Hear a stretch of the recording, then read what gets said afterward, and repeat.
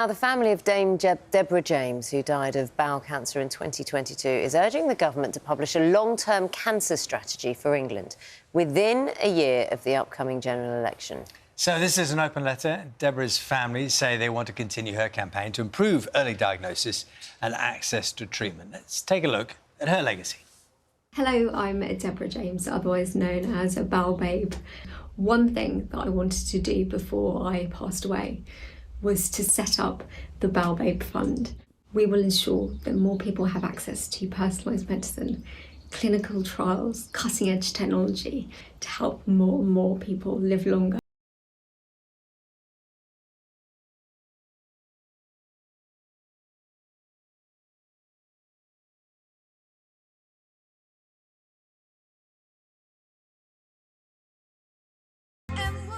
Her inspired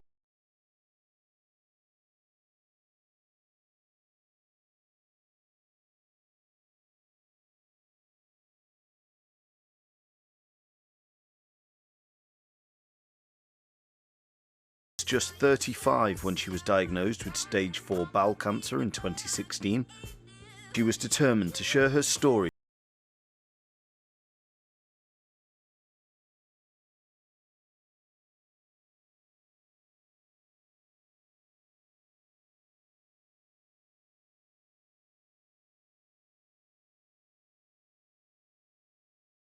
supporting those living with cancer.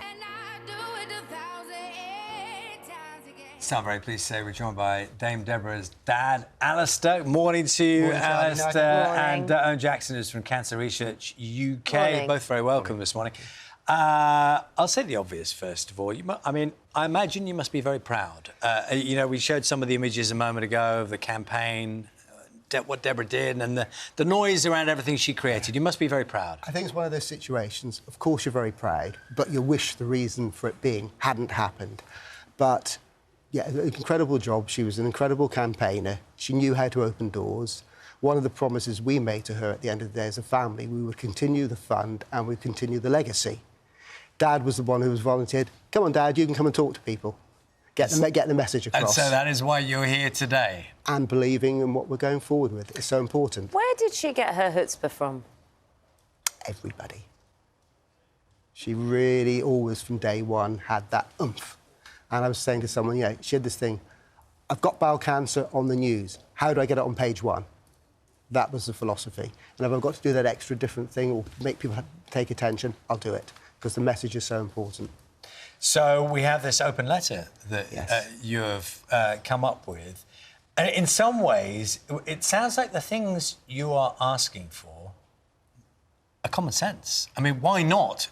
You've just taken the words out of my mouth. Deborah would be saying, come on, Dad, knock some heads together. It's common sense. If we can do it at stage 1, stage 2, 9 out of 10 chance of surviving. Stage 3, stage 4, it's the opposite. It's the other way around with the numbers. And also look at all the benefits and the cost savings and think we can put the money into other things if we get it right at the early stages. Owen, what are the sticking points right now?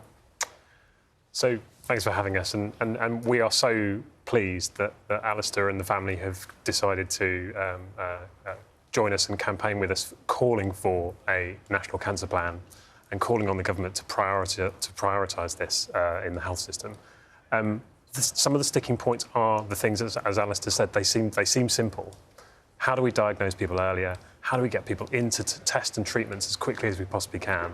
And how do we make sure that once they're in those systems, they get the best care available?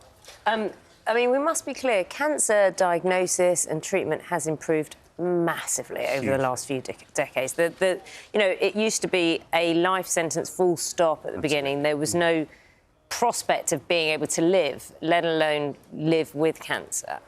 Yes, and if you look back to the 1970s, you know, we've doubled survival since the 1970s for all types of cancers. So, you know, exactly as you say, this is not a position of hopelessness, it's a position of hope. And what we want governments to join us in doing is to say, well, let's build on that. Let's actually make the UK one of the best places in the world to detect, diagnose and treat cancers as soon as possible. Are you able in any way to put figures on this? Because I'm just looking at the Department of Health statement they've given us. They say NHS has seen and treated record numbers of cancer patients over the past 2 years. Survival rates are improving across almost all types of cancer. We've invested 2.3 billion into community diagnostic centres across England, speeding up diagnosis in amongst a number of other things they mentioned. What is the issue here? Is it money? Wherein lies the issue? So, government are doing, the community diagnostic centres, things like that, are absolutely the kinds of things that we need. So and as you say, the progress is significant. The challenge is that more people are getting cancers in our lifetimes.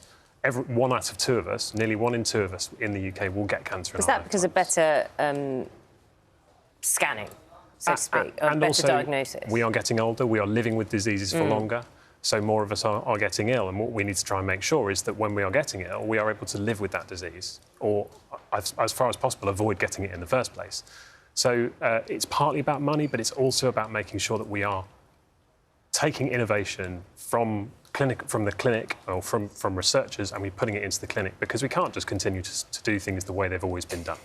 Where do you see kind of it's the same question I put to Owen, really, the sticking points, because, I mean, Owen's job really is to look at kind of all the minutiae and the numbers, but you have seen it firsthand, and you have seen the frustrations Deborah had, you've had as a family as well. I think the sad thing is we still see those cases. Yes, the numbers can be small, but part of what's happened after Deborah's death is my wife Heather has taken over quite a lot of the Instagram community who deal with their cancer, and we are still hearing the stories frequently of my husband, 33, he's just been diagnosed, it's stage 3 or stage 4. We are still seeing these many cases. Stage 4 being the highest. The highest. Yeah. We're seeing too many cases of you're fit, you're healthy, all the Deborah stories. You're a vegetarian, you're fit, you're healthy, you're 35. As we always said, I'm the one that should have got bowel cancer, not Deborah. And those are still missing the system somehow. The NHS is under lots of pressures. We acknowledge that.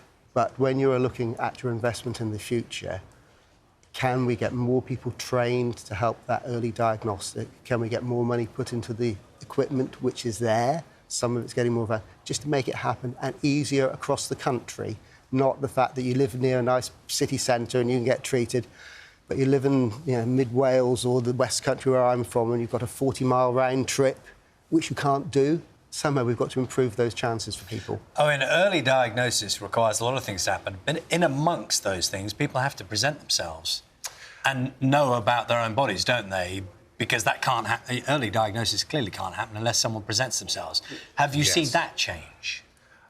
We are seeing it change, and we're seeing it change because of people like Deborah. Now, I didn't have the opportunity to meet Deborah personally, but her story is so inspirational and so important because check your poo is such an important message for people. I cannot forget how many times she just used to say check your poo for blood, and it was straight up and down, wasn't it? Exactly, and I think stories like Deborah's are so important in making people aware of those types, those symptoms, and making sure they are checking themselves and being aware of their own bodies. So this open letter, I mean, what would be a good result for you? I know this is immensely personal for you. What would be a response that you think would mean something's happened, something's been affected? I think a planned campaign that brings a lot of joined-up thinking to how they're going to approach cancer treatment and diagnosis in the future. The call of early diagnosis saves lives. Yes, we're talking about bowel cancer, but it covers so many cancers, so many illnesses. It's getting people to present and then having the ability within the system to strike early. My sense, Alistair, is that if we had a health minister or a prospective health minister, if there's a new government, they would be nodding all the way through everything you've said and agreeing with you entirely, yes. And yet the thing doesn't exist. Because at the moment we have an increasing population as well, and we're still trying to take it all from the same cake. The cake isn't really growing that much, so we're going to have to be clever with what we do, and it's going to have to be thought out as a full strategy, which obviously CI UK are much better at that than I am. I'm sure we will talk again, and we'll see, what transpires over time. It's lovely to see you this morning. Alistair, thank you very much. Thank you for having us.